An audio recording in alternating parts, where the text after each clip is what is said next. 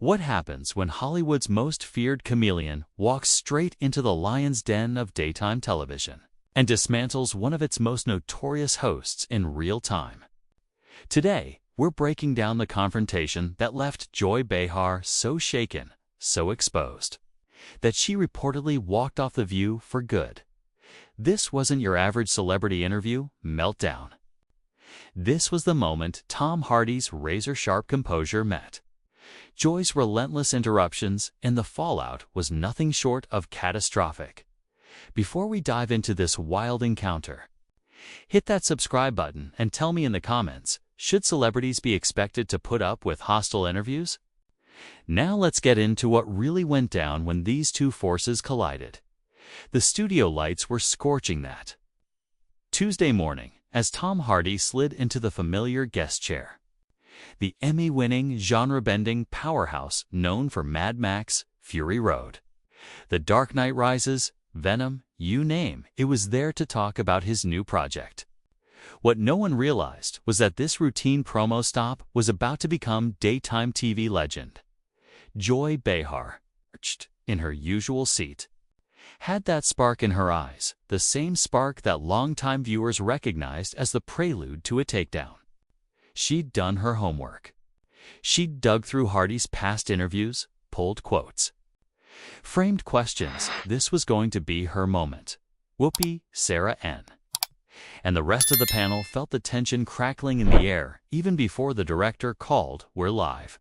So, Tom Joy began, wearing the tight, polite smile she reserved for guests she intended to corner. Let's talk about your comments on method acting. You've said some pretty extreme things about how far actors should go for their craft. Isn't that just a fancy excuse for bad behavior? Hardy leaned back, eyes locked on her, the same piercing stare he's used to unnerve villains on screen. The silent stretched uncomfortable, electric before he finally answered in that gravel-rough voice. Well, Joy, there's a difference between commitment and misbehavior, though I suspect you might not see the distinction. A murmur rippled through the studio. He wasn't here to play. Method acting, he continued, is discipline, research, respect for the role. It's not tantrums or excuses, which seems to be what you're implying. Joy stiffened, but doubled down. Oh, please. We've all heard the stories. Actors claiming they're in character when they're really just being difficult. Surely you can admit some of this method stuff is pretentious nonsense. Pretentious nonsense. Hardy echoed, each syllable slow and surgical. That's an interesting critique coming from someone who's made a career offering opinions on experiences they've never actually had. The air froze. Joy blinked, caught off guard. Tell me, Joy, Hardy continued, voice still even, but now carrying the weight of a challenge. What's your background and performance? What qualifies you to dismiss techniques actors have used successfully for decades? The studio went dead silent, but for the faint hum of the lights. I've been in this business for over 20 years. Joy snapped, voice rising. I think I know a thing or two about what's real and what's self-indulgent. 20 years of what exactly? Hardy asked, sounding genuinely curious, which somehow made it twice as brutal. Sitting behind a desk, offering commentary. You've done hosting, some comedy, but you've never had to transform yourself entirely for a role, have you? Whoopi tried to jump in. Let's not, but Joy cut her off. I don't need to climb Mount Everest to know it's tall. Tom, and I don't need to be a method actor to recognize when someone's being ridiculous. Hardy nodded slightly, as if she'd just stepped exactly where he wanted. That's a good analogy. You don't need to climb Everest to know it's tall. But you would need to be a climber to criticize climbing techniques, to judge rope work, weather strategy, oxygen decisions. You'd need actual expertise, not just opinions. Joy's jaw clenched. Are you saying I'm not qualified to have opinions? Are you saying I'm not qualified to have opinions? Joy demanded, her voice now unmistakably agitated. Not at all, Hardy replied smoothly. You're absolutely entitled to your opinions. He paused, letting the distinction land. But there's a difference between having an opinion and making authoritative statements about professional practices you've never engaged in. Someone with your experience in media surely understands that. The other hosts were visibly unraveling. Sarah N. fidgeted with her note cards like they were a lifeline, and Whoopi kept shooting urgent looks toward the producers as if begging them to cut to commercial. This was no longer an interview. This was a runaway train, and Joy was losing her grip on the controls. You know what, Tom? Joy snapped, her voice dripping with sarcasm. I think you're proving my point. All this intellectual posturing, this need to sound so serious and important, that's exactly what I meant when I said method acting is pretentious. Hardy tilted his head, studying her. And for the first time since the segment began, he smiled. Not a warm smile. A smile of someone who'd just watched the door swing open to the perfect checkmate. Intellectual posturing. He repeated quietly. Joy, I've answered your questions directly. Honestly, I've engaged with your criticism thoughtfully. If that registers to you as pretentious. He leaned in just slightly. Then perhaps that says more about your comfort level with substantive conversation than it does about my character. The words hit the air like a detonation. Joy's mouth opened and nothing came out, for the first time in her long television career. She looked genuinely speechless. Hardy continued, still calm, still composed. You asked about method acting. I explained it. You challenged my explanation. I questioned your expertise to make that challenge. You called my response pretentious. And now I'm pointing out that labeling thoughtful dialogue as pretentious might suggest something about your own limitations. He gestured softly with his hands. At any point in this discussion, have I been anything but respectful and direct? Camera operators zoomed in, sensing a historic moment. Joy's usual confidence had evaporated, replaced with the expression of someone who had started a fight they were absolutely not prepared to finish. This is ridiculous. She muttered, flustered. I'm trying to have a normal conversation. Are you? Hardy asked, one eyebrow lifting. Because from where I sit, it looks like you came into this with a predetermined narrative. You wanted to paint method acting as pretentious nonsense. And when presented with a different perspective, you dismissed it without engaging with the substance. That's not a conversation, Joy. He tapped his finger on the table once. That's a lecture where you've already decided the conclusion. Silence stretched across the studio like a wire pulled tight. Joy's face cycled through shades of red, and the other hosts practically sank into their seats. Look, I think we're getting off track, Whoopi finally managed. Reaching for control, but Hardy wasn't finished. Actually, I think we're exactly on track, he said. Glancing at Whoopi before returning to Joy. Joy asked about method acting. I'm simply trying to understand why she seems so hostile to a technique she's never actually practiced. Joy stiffened. She was not used to being psychoanalyzed on her own stage, and her discomfort was becoming impossible to hide. I'm not hostile to anything, she insisted, voice tightening. I just think some actors use method acting as an excuse to be difficult. Some actors probably do. Hardy agreed easily.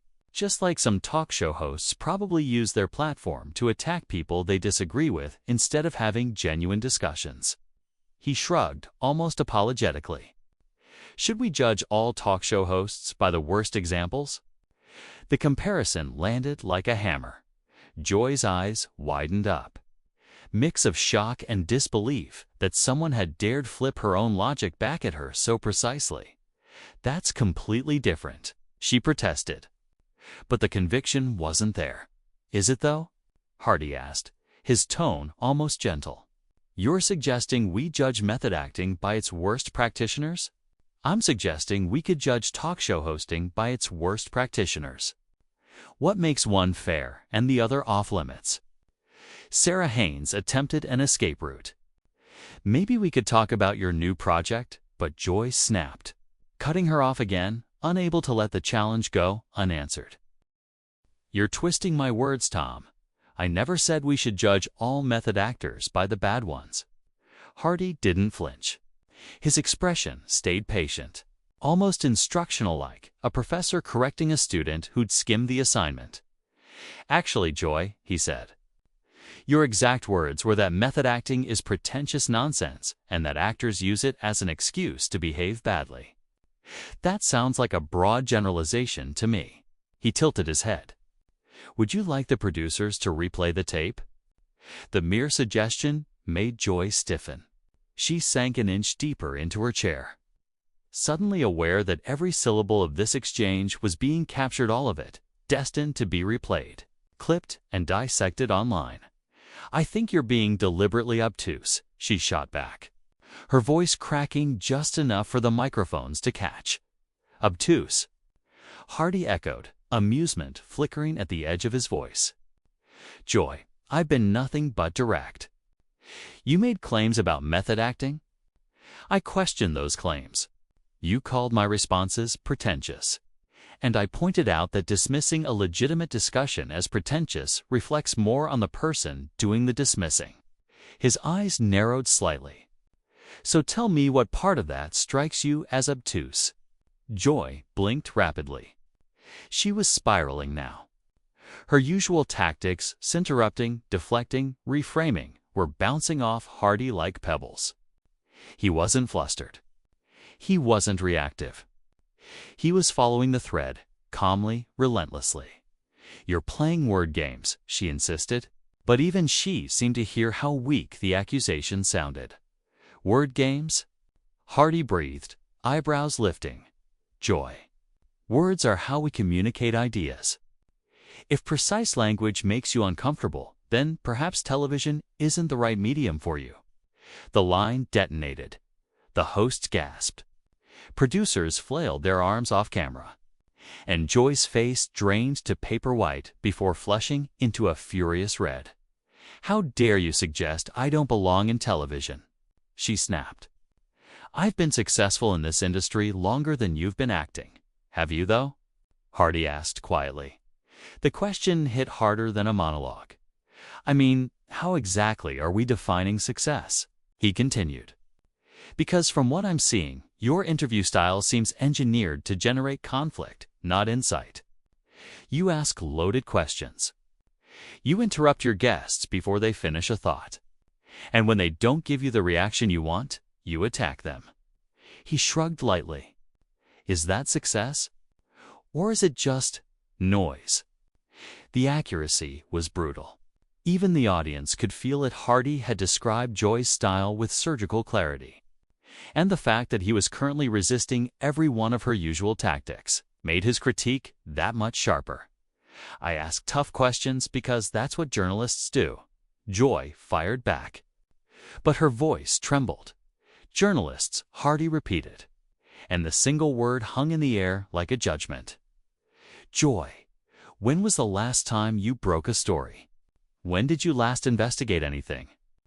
When did you last do something besides offering opinions about other people's work? He shook his head gently. What I'm seeing right now isn't journalism. It's a pundit trying to pick a fight with someone who refuses to play along. The divide between journalism and opinionate had never been clearer. And Hardy had just placed Joy squarely in the latter category, while she tried to claim the authority of the former. Tom, maybe we should whoopee attempted. But Joy cut her off. Her pride was bleeding. Her authority shaken. Her credibility cracking in real time. You know what? Joy snapped, voice rising. I don't have to sit here and be lectured by some actor who thinks he's smarter than everyone else. Actually, Hardy said quietly, you do have to sit there. This is your show. I'm your guest. You invited me, presumably, to talk about my work hand. Now you're upset because I'm not playing the role you scripted for me in your head. He didn't raise his voice. He didn't break eye contact. He simply stated it like a fact. But here's the thing, Joy, he continued. I'm not performing for you. This is a conversation between two adults. And if that feels threatening, maybe the problem isn't me. The words landed like a final, surgical blow. Joy froze, processing, realizing she'd just been outmaneuvered by someone who had never once been disrespectful, never once lost composure, and yet had just unraveled her authority thread by thread. This is unbelievable. She whispered more to herself than to him. What's unbelievable? Hardy asked, leaning in slightly. That someone disagreed with you. That someone asked you to defend your own statements instead of accepting them as gospel. That someone took your questions seriously enough to offer real answers instead of pre-packaged sound bites. He paused, letting the silence sharpen the question. Which part exactly is unbelievable to you? Joy opened her mouth, then closed it. For someone who'd built her entire career on always having something to say. The silence that followed was deafening. Hardy's tone softened, which somehow made everything worse. Joy, he said, I came here to talk about my work. You decided to turn it into an indictment of method acting. I assume you thought it would make good television. But when I responded in good faith, when I actually engaged with your criticism, you got upset. He let that settle before asking, almost gently, you need to decide something for yourself. Do you actually want conversations? Or do you just want to perform anger for ratings? The line hit the room like a dropped microphone. Every producer stiffened. Every co-host looked suddenly fascinated by their notes. That's not Joy began, then faltered. I don't perform anything. I give my honest opinions. Do you, though? Hardy asked, and his voice held something dangerously close to sympathy. Because from where I'm sitting, it feels like you came in with a script. Attack method acting. Get me defensive. Manufacture a moment. He held up a hand, almost apologetic. But when I didn't follow your script, when I treated your questions seriously, you got frustrated. That suggests the conversation was never the point. Joy's hands were shaking now. She looked to her co-hosts for rescue, but none of them met her eyes. Even Whoopi suddenly seemed deeply invested in reading her cue cards. I ask the questions viewers want answered. Joy said weakly. Do they, though? Hardy pressed. Do viewers want thoughtful questions? Or do you assume they want conflict because conflict boosts the numbers? He sat back, the verdict landing with devastating calm. Because right now, this doesn't feel like journalism. It doesn't even feel like entertainment. A beat. It feels like bullying. The word hit Joy like a slap. Her face went bone white. No one had ever called her that on air. And the worst part, the part that made her sway in her seat, was that it was accurate. I'm not a bully, she whispered. But even she didn't sound convinced. Aren't you? Hardy asked softly. You attack guests who can't strike back without looking bad. You interrupt before they can finish a thought. You dismiss their answers without listening. And when your arguments collapse, you go personal. He lifted his brows. If you saw someone else do that, what would you call it? Joy's breathing turned shallow, panic creeping in. Millions watching her unravel live. This is my show, she said, grasping for something solid. I have a right to ask tough questions. Absolutely, Hardy said instantly. No hesitation. You have every right to ask tough questions, but I have the right to give tough answers. And your guests have the right to basic respect, especially when you disagree with them. He leaned forward, voice firm but still impossibly calm. The problem isn't that you ask hard questions, Joy. He let the final line hover, deadly and inevitable. It's that you don't want hard answers. Joy, Hardy said softly. The problem is that you seem to think asking hard questions means you shouldn't ever have to answer any. Sarah N. made one last desperate attempt to interrupt the spiral. Maybe we should take a commercial break, but Joy was past saving. Something inside her had cracked some thin, carefully built barrier between her on-air persona and the private insecurities she never let anyone see. "No," she said, her voice trembling. "No, I want to finish this." She turned back to Hardy, eyes blazing with something raw and painful. "You think you're so smart, so superior. But you don't know anything about what it's like to work in this industry as a woman. You don't know what I've had to do to survive." Hardy's expression softened genuinely for the first time. "You're right," he said quietly. "I don't know what that's like. And I'm not dismissing what you've had to endure. A beat. But Joy, none of that justifies treating people badly.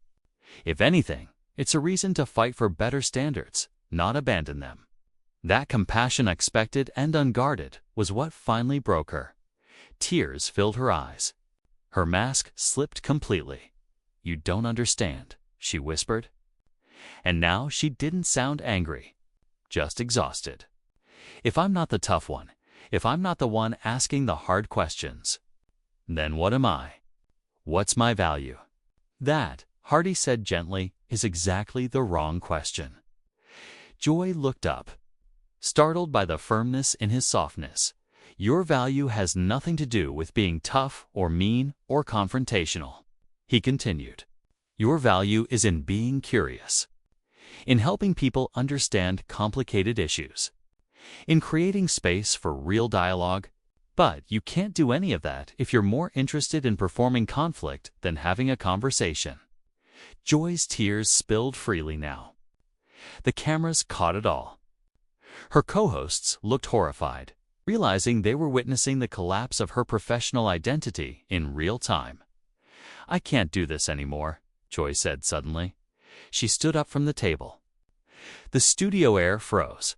"I can't sit here and pretend this is working when it isn't." She looked at Hardy, voice cracking.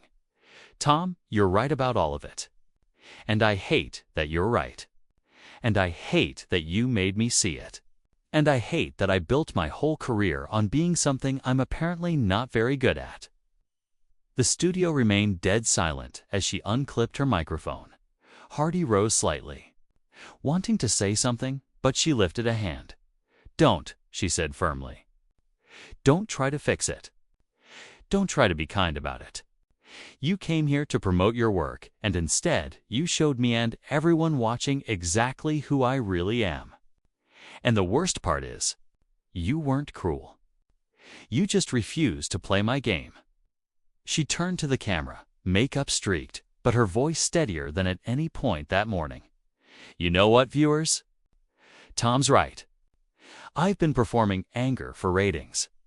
I've treated guests like props instead of people, and I'm tired of it. I'm tired of attacking people for giving thoughtful answers. I'm tired of pretending conflict is the same thing as journalism."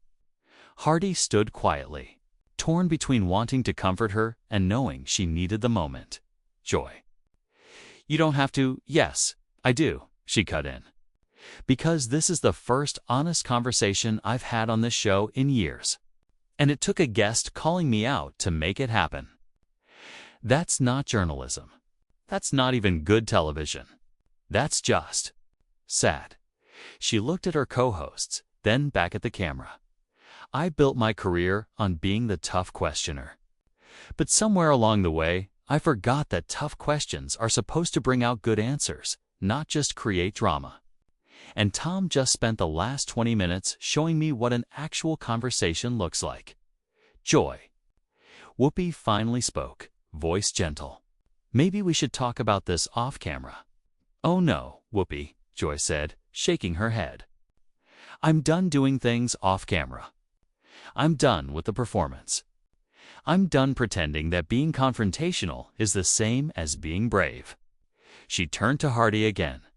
"Thank you for showing me what I've become. I don't like it, but I needed to see it." Hardy nodded, respectful. "For what it's worth, recognizing it is the first step toward changing it." "Maybe," Joy whispered, "but I can't change it here. Not in this format. Not with these expectations. Not with this version of myself that everybody expects to see. She drew a shaky breath. I need to figure out who I actually want to be before I can be that person on television. And with that, she walked off the set, past the cameras, past her co-hosts. Past the stunned silence of millions watching, Hardy sank slowly back into his chair, genuinely shaken. Well? Whoopi said finally, struggling to process what had just unfolded. I guess we should go to commercial. To cameras cut. The lights dimmed. Hardy turned to the remaining hosts. Double quotes, ... I hope she's okay, he said quietly. That took real courage. And that was how one of television's most confrontational personalities walked away from her career, not taken down by scandal, not undone by controversy, but disarmed by someone who simply refused to let her escape the consequences of her own questions. Sometimes the most devastating thing you can do to someone who built a career on performing anger is show them the kind of respect and honesty they've forgotten how to handle. What do you think? Did Joy deserve what happened to her, or should guests just play along with the show's format? Let me know in the comments below.